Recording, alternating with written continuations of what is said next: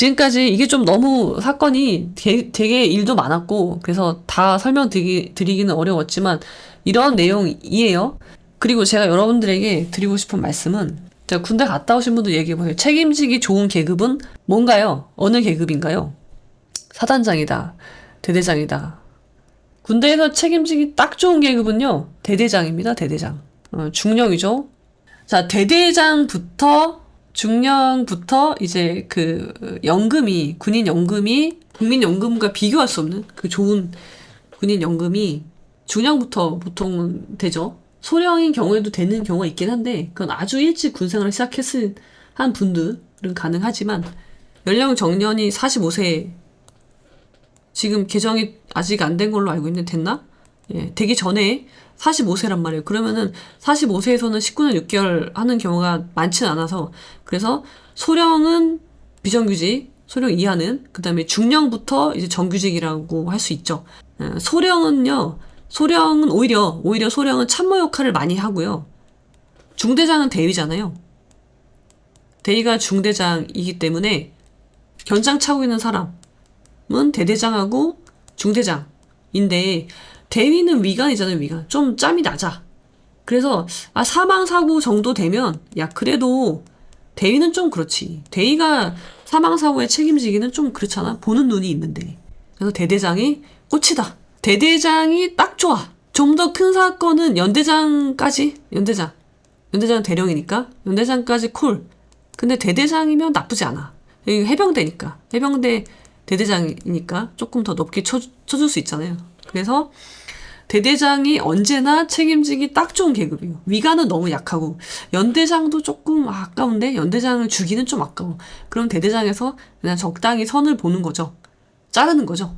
그래서 임성근 씨가 이제 살아난 거죠. 아니 근데 자기 부하가 자기가 무리하게 수색 안전장치도 없이 그거 여러분 그 사고 경위 보면 말도 안 돼요. 그런 식으로 해서 정말 젊디 젊은 아까운 생명 하나가 이제 죽음을 맞이하게 됐는데 내가 책임진다는 건 사퇴한다는 의미는 아니었어.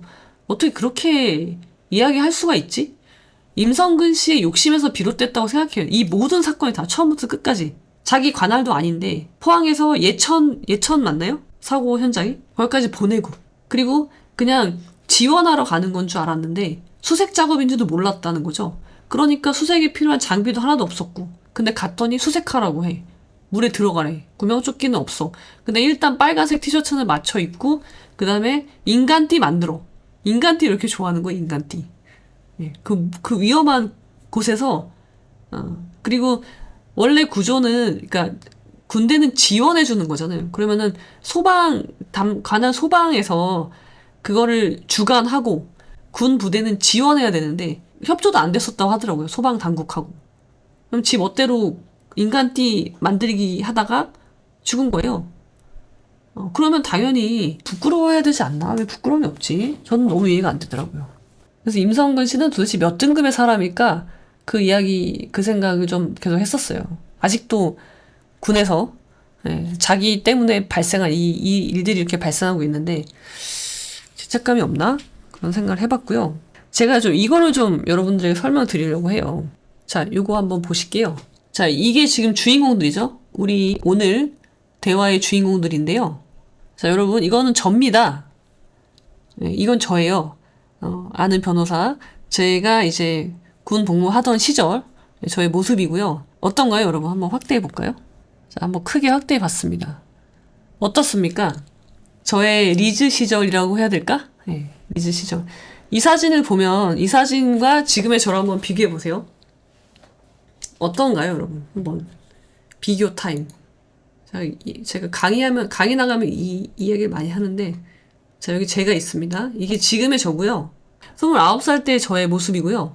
지금은 제가 이제 47살인가요, 제가? 한 20년 전이네, 20년.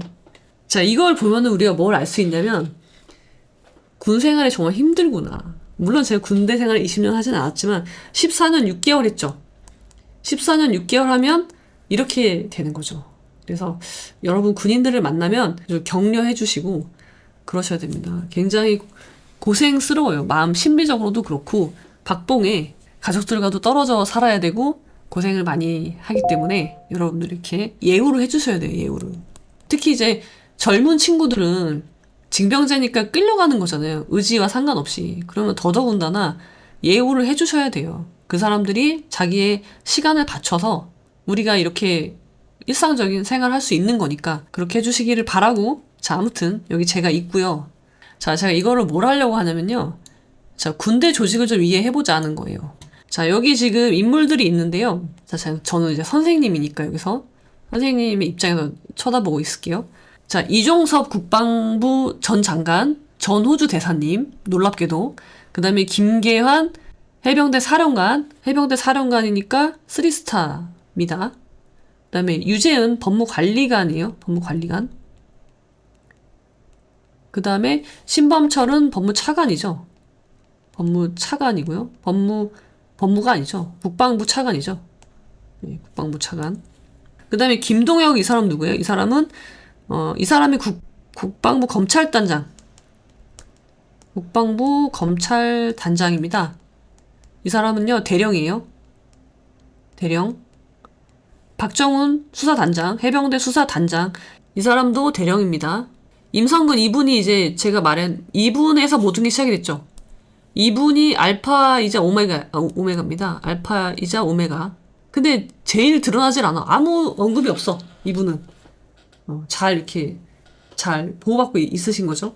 이분은 투스타. 여전히 투스타. 자, 이렇게 등장인물들이 있잖아요. 권력의 크기로 봤을 때 어떻게 될까요? 크기를 따지면.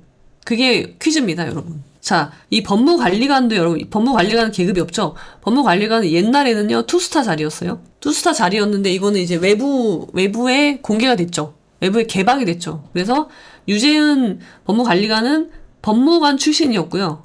공군 법무관 출신이었고, 소령으로 전역을 했고요. 그리고 이 자리에 온 거죠. 자, 이렇게 있는데 이 사람들의 권력의 크기를 비교하면 어떨 것 같으세요? 누가 가장 셀까요? 장관 당연히 세죠. 장관. 자, 한번 크기를 비교해 볼게요. 이종섭 씨가 이따만 하면요. 요만 하다면. 신범철, 이 사람 차관이죠. 당연히 크겠죠. 그러면 신범철 요 정도 되겠죠?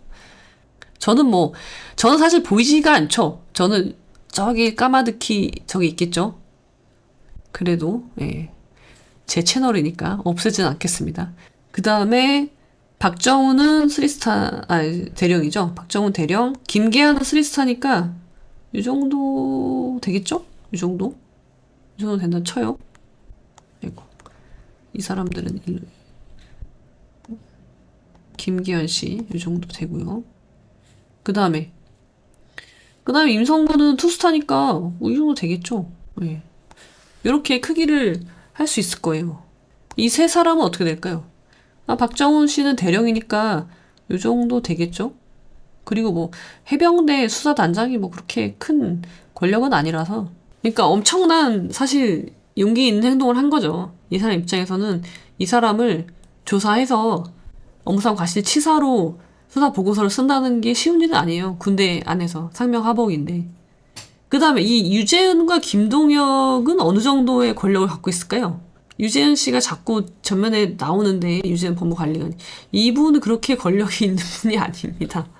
법무관리관이 옛날에 투스타였고, 지금은 이제 민간에 이제 외부 공채로 들어오는 거고, 고위공무원단으로 들어오는 자리고요. 보통은 이제 방패막이를 하다가 군 사건, 사고 관련된 그런 이슈가 있으면 집중 포화 받고 이제 장렬히 전사하는 역할이죠. 법무관리관은 원래. 아무런 그게 없어요. 글쎄, 요 정도 될까? 김동혁 이분은 어떨까요? 검찰단장. 대령이죠. 이 사람도 대령이고요.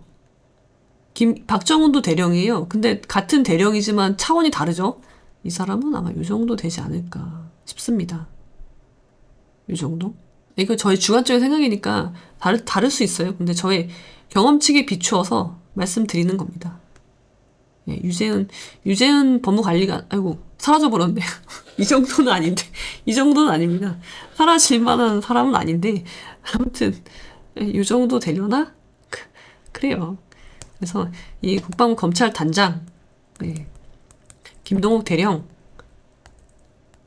뭐 이 사람도 사실 중간에 껴있죠. 김기한 이 사령관도 이 사람도 뭐 수사를 맡은 사람은 아니어서 주도적으로 뭘 하긴 어려운 사람이고, 그럼 좀 줄여야 되겠네 이 사람도. 이 정도? 네. 임성근도 뭐 임성근은 피의자니까 여기서 이 정도? 임성근 사단장 구출 작전을 무리하게 하다가 이런 일이 발생하지 않았나 싶고, 제가 참모 조언을 했으면 이렇게 되진 않았을 텐데 안타까운 마음이 있고요. 책임감이 제일 컸던 사람? 뭐 그 순서도 이렇게 되지 않을까요? 이거는 이런 것들을 위해서 조사가 필요한데 조사를 이제 하겠죠? 이제는 하지 않을까요? 안 할 수 없게 된 것 같은데. 네. 이제 조사를 하면은 특검이 발의되고 하면은 조사가 이루어지면 진상을 파악할 수 있겠죠. 그 전까지는 우리가 알 수 없고 드러나는 게 없잖아요. 사실관계를 우리가 조사할 수는 없는 노릇이니까. 근데 중요한 문제인 거죠. 반드시 밝혀내야 될 문제에 해당하는 거죠. 자, 이 이야기를요, 제가 무엇이 문제인지 여기에서 논어 이야기로 한번 풀어볼게요. 이거는 자로편에 나오는 거거든요. 그러니까 논어라는 것이 여러 가지 편으로 구성되어 있잖아요. 자로가 공자한테 이제 말을 하는 거예요. 공자한테 만약에 위나라의 위군이니까 위나라의 왕이죠. 위나라의 왕이 이제 공자가 계속 주유천하를 하면서 관직을 얻으려고 하는 거잖아요. 그래서 관직을 얻어서 무엇을 하고 싶은 거냐, 공자가. 그럼 너는 그 이야기에 대한 내용인데, 위나라의 왕이 만약에 공자님한테 정치를 하면, 정치를 맡긴다는 이야기죠. 정치를 맡기면은 스승님은 가장 먼저 뭘 할 거예요? 자로가 아주 신이 난 거예요. 자로가 이제 이 거짓골을 면하게 된 거죠. 아, 이제 위나라에 가면 위나라 왕이 뭔가 줄 것 같아, 자리를. 그러니까 공자를 부르겠죠. 그러니까 신이 난 거예요. 그래서 이제 일단 뭐 한 자리 한다 치고, 그럼 뭐부터 하시겠습니까? 근데 한 자리도 굉장히 높은 자리를 하겠죠. 그러니까 뭐부터 할 거예요? 설레발이를 막 치는 거예요. 그때 공자가 필야 정명호라는 답변을 합니다. 그러니까 뭐예요? 정명이에요, 정명. 나는 반드시 가장 먼저 무엇을 할 거냐면 정명을 하겠다. 뭐예요? 이름을 바르게 하겠다. 이름을 바르게 한다. 자로가 딱 듣고, 유시제, 아니 겨우 그겁니까? 자지우야, 해기정. 자로가 제자인데 스승의 말을 듣고 완전 실망을 한 거예요. 막 뭔가 개혁을 하고 뭔가를 고치고 바꾸고 백성들을 뭐 이렇게 하고 저렇게 하고 막 그런 이야기들을 해야 되는데, 그런 이야기를 하는 게 아니라 뭘 한다는 거예요. 그냥 이름을 바르게 한다고 하니까 이제 자로가 열이 받은 거죠. 사실 자로는 굉장히 희노애락을 표현하는데 굉장히 솔직한 사람이에요, 자로는. 그래서 이제 폭발한 거죠. 분노한 거예요, 이제 막. 고작 한다는 게, 가장 먼저 한다는 게 고작 그거란 말인가요? 라고 이제 화를 내는 거예요. 화를 내니까 이제 공자가 이야기를 하죠. 야제유야. 야, 유는 자로거든요. 자로의 이름이에요. 야, 자로야, 너 왜 이렇게 거치니, 얘가. 너 너무 거칠구나. 그리고 군자는 어기소부지. 군자는 말이야, 부지. 모르면 개걸여야. 궐이라고 하죠, 궐. 우리가 이제 궐석재판이라고 해서 출석하지 않고 이제 진행하는 재판을 말하는데, 비어 있는 거죠. 궐석. 자리가 비어 있다. 그래서 군자는 네가 모르는 거는 그냥 안다고 나대지 말고 그냥 가만히 있는 거야. 내버려 둬. 모르면은 가만히 있으라는 이야기죠. 모르면은 이렇게 설레발이 치고 나대지 말고 그냥 가만히 있는 것이 군자다. 그러니까 뭐예요? 너는 군자가 아니라는 이야기죠. 돌려 까는 거죠. 이 소인 같은 놈아, 조용히 좀 할래? 그렇게 말하는 거죠. 그리고선 설명을 해줘요. 왜 정명이 중요한지에 대한 이야기 이제 해주는데요. 자, 명부정, 이름이 부정, 바르지 않으면 직언불순, 말이 순리에 맞지 않게 돼요. 그런 거죠. 자, A를 보고 A라고 하지 않으면, A라는 현상을 보고 이건 A야라고 하지 않으면, 이건 B야라고 해버리면 그 다음에는 말이 바르지 않다는 거예요. 이름이 바르지 않으면 말이 바르지가 않아요. 인과관계가 이렇게 되는 거예요. 언불순, 말이 순리에 맞지 않으면 즉 사불성, 일이 이루어지지 않아요. 자, 예를 들어서 이게 컵이에요. 이게 컵이야. 근데 이거 컵이라고 안 해. 이거를 휴지라고 해. 컵을 휴지라고 이제 말을 해야 되는 거잖아요. 그러면 말이 바르지 않고요. 불순. 순리에 맞지 않게 되고요. 그러면은 말이 순리에 맞지 않으면 일이 안 돼요. 일이 당연히 안 되겠죠. 야, 컵 갖고 와 했는데 이걸 갖고 오는 게 아니라 휴지를 갖다 주고, 휴지 갖고 와 했는데 이걸 갖다 주면 일이 되겠어요? 안 되겠죠. 그리고 일이 안 되면 사불성하면요. 즉 레악 불ung. 예하고 악이 일어나지 않는다. 예하고 악이라는 거는 공자가 강조하는 개념 중에 하나인데, 얘는 이제 사리 이치 그런 거라고 볼 수 있죠. 사리하고 이치에 맞지 않게 돼요, 일이. 그리고 예와 악이 불ung 일어나지 않으면 즉 형벌 부중. 형벌은 매우 중요하거든요. 백성들의 삶에서 형벌은 매우 중요하단 말이에요. 그 당시에도 그랬고. 근데 형벌이 부중하다는 거는 형과 벌이 맞지 않게 된다는 거예요. 이거 지금 여러분들 우리 삶에서 경험하고 있지 않나요? 판사가 내린 형벌에 그 형량에 대해서 말이 안 된다고 생각하는 그런 사건들이 종종 발생하잖아요. 그러니까 형벌이 맞지 않게 돼. 그 사람이 범한 범죄의 크기와 범죄의 크기의 형벌이 맞지 않게 되는 결과를 초래한다는 거죠. 이름이 바르지 않은 것에서부터 비롯되는 거예요, 이게. 그리고 형벌이 부중하면, 그리고 형벌이 그 사람의 행위에 맞지 않게 되면 어떻게 되냐면요. 증민, 무소조, 수족. 백성이요. 손과 발을 둘 곳이 없다. 그러니까 이거 굉장히, 그러니까 그 사회에서 살 수 없다는 이야기로 연결이 되거든요. 근데 이게 어디서 온 거예요? 이게 명부정에서 온 거예요. 이름이 바르지 않다는 것이 이렇게 중요한 문제가 되는 거죠. 이름을 바르게 안 하면 결과적으로 어떻게 돼요? 국민들이 살 수가 없어요. 무서워서. 언제 내가 어떤 형벌을 받아서 형장의 이슬로 사라질 수도 있고 알 수가 없는 거예요, 그거를. 그래서 백성들이 손발을 둘 곳이 없게 된다. 그게 여기서 시작이 되는 것이다. 명부정에서. 그래서 공자가 나는 내가 정권을 잡게 되면 정명을 하겠다고 하는 건 뭐예요? 이름을 바로 잡겠다고 하는 건 결국은 말이 순리에 맞게 되게 하고, 그 다음에 일이 이루어지게, 일이 성사되게 하고, 그 다음에 백성들이 사리에 맞게 생각하고 말하게 되고, 그리고 형벌이 그 사람이 한 행위에 딱 적합하게 이루어지게 되고, 그 다음에 백성들이 결국은 손발이 편안해지는, 백성들의 삶이 편안하게 하는 거는 백성들한테 지원금을 줘서 되는 게 아니라요. 결국은 여기에서 시작이 된다는 거죠. 그래서 뭐 뒤에는요. 따라서 군자, 명지, 필가 언니야. 그래서 군자가 이름을 말하면, 명하면은 반드시 그것이 말로 이루어지고, 말이 되면은요. 말이 이루어지면 반드시 행해진다는 거예요. 일은요. 행해져야 되는 거거든요. 반드시 행해진다. 그래서 구차함이 없는 거예요. 구차함. 그게 군자예요. 여기서도 공자는 군자와 소인을 나누죠. 사람은 끊임없이 등급을 나누셔야 돼요. 얘는 군자인지 소인인지.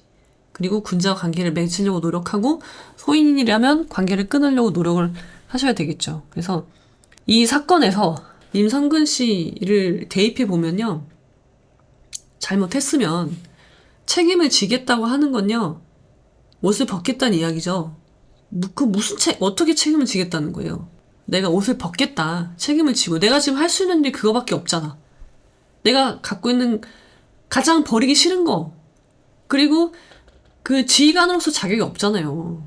여러분 생각에는 있나요? 저는 일개 예비역 소령이라서 모르겠는데 자격이 없다고 생각하거든요. 그러면 버려야죠.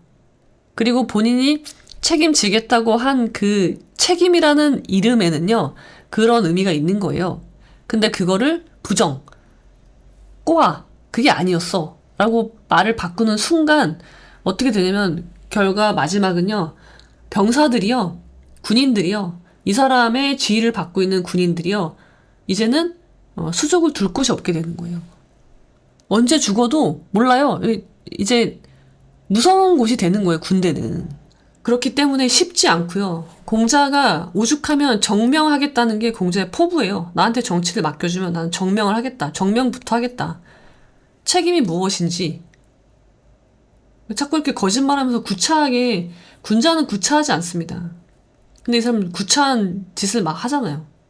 부끄러움도 없고 구차한 삶을 선택한 거죠. 그리고 그 사람 때문에 나라가 들썩이고 있고, 그리고 결과적으로는 더 큰 피해는 뭐예요? 우리 군대가 불안전한 곳으로 됐잖아요. 불안전한 곳으로 만들고 자기가 무슨 짓을 했는지도 모르고 책임을 묻기는커녕 오히려 휴가 보내주고 쉬었다 오라고, 고생했다고 쉬었다 오라고 보내주고 잠잠해질 때까지 뭐 기다리라는 건지 알 수 없지만, 그렇게 우리 사회에 보면요, 정명이 되어 있지 않은 일들이 굉장히 많거든요. 그래서 여러 가지 뭐 많은 사건들이 있겠지만 우리가 잊지 않고 계속 관심 가지고 지켜봐야 되는 사건 중에 하나다라고 생각을 합니다. 자, 그럼 여러분 오늘은 여기까지. 즐거운 한 주 되시기 바랍니다.